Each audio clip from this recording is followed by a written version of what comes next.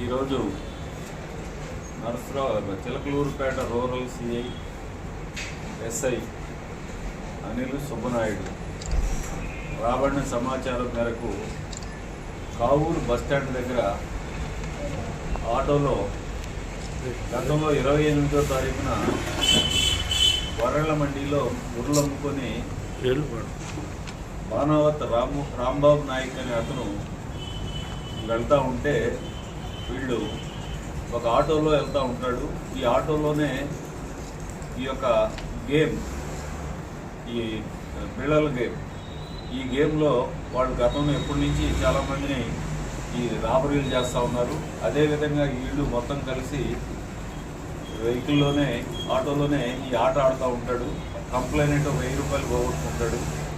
1000 రూపాయలు పోగొట్టుకుంటే లేదు అతను వెళ్ళిపోతూ ఉంటే నువ్వు వెళ్ళడానికి వీలు లేదు, ఆడాల్సిందేనని చెప్పేసి అతన్ని బలవంతం చేసి అతన్ని దగ్గర ఉన్నటువంటి 17,800 రూపాయలు వీళ్ళు లాక్కోవడం జరిగింది. అతన్ని దించేసి వెళ్ళిపోవడం జరిగింది ఈ 6 మంది. అప్పుడు అతను పోలీస్ స్టేషన్కి వచ్చి 1,15,000 పోయినట్టుగా అతను కంప్లైంట్ చేయడం జరిగింది. దాని మీద డెకాయిటీ కేసు రిజిస్టర్ చేశాం.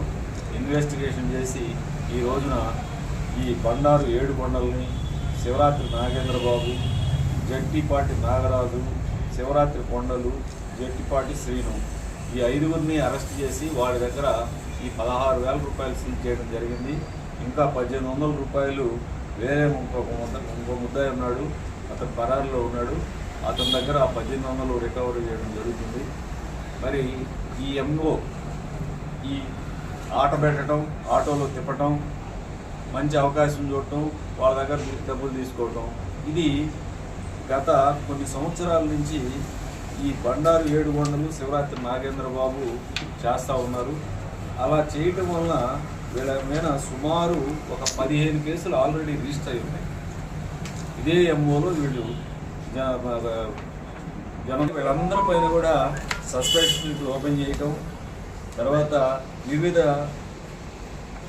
ఏరియాల్లో ఉన్నటువంటి తిరువురాళ్ళ, Addanki, Sattenapalli road, Narasaraopet 1 town, Inkollu, Ponnuru town, ఇలా ప్రతి ఏరియాలో కూడా వీళ్ళు ఆపరేషన్ చేస్తూ ఉన్నారు. ఈ ఆపరేషను అయితే వీళ్ళందరిపైన కూడా సస్పెక్ట్ షీట్లు ఓపెన్ చేసి వీళ్ళపైన మరి కఠినమైన చర్యలు తీసుకోవాలి.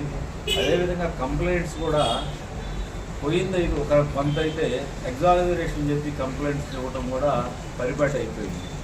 గతంలో మనం చూసాం, ప్రాపర్టీ కొద్దిగా పోతే ఎక్కువ పోయిందని చెప్పడం.